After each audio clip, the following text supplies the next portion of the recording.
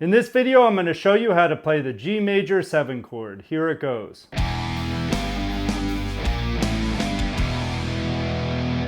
Let's get started with the makeup of the chord.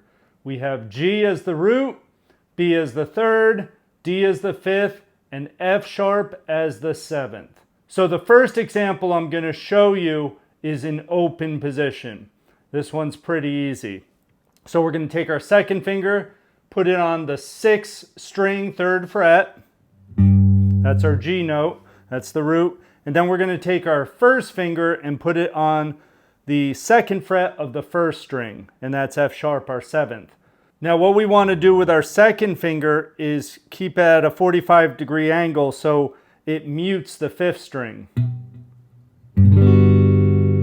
And we strum all 6 strings. 5th string's muted, so it will sound like this if you arpeggiate it.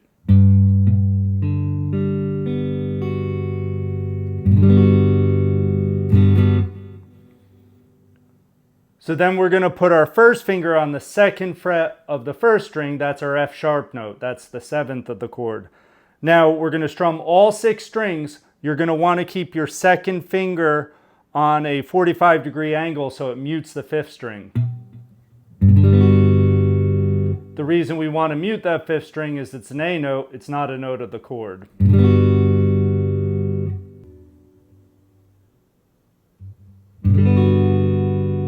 So the second way we're going to learn to play this is in 3rd position. We're going to put our first finger on the 6th string, 3rd fret, our second finger on the 2nd string, 3rd fret, and then our 3rd and 4th finger are going to go on the middle strings, or the 4th and 3rd string on the 4th fret, like that.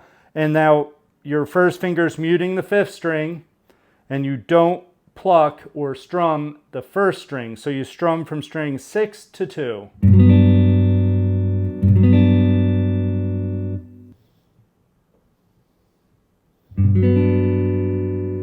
And the third way we're going to learn this chord is in 10th position. We're going to bar the 10th fret 5 strings, so we're not going to touch the 6th string. So we're going to bar that with our first finger, then we're going to put our 3rd finger on the 12th fret 4th string, and then our 4th finger on the 12th fret 2nd string. And then in between we're going to put our 2nd finger on the 11th fret of the 3rd string. Now this also doesn't have to be a bar. You can not bar it and then just strum strings 5 to 2 as well.